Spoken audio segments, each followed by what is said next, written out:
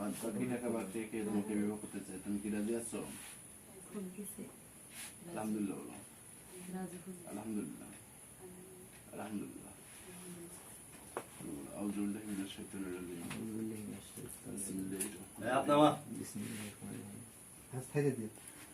লক্ষ্মীরপাড়া নিবাসী পিতা মোহাম্মদ রানা মিয়ার কন্যা মোসাম্মদ বুলবুলি আক্তারের সহিত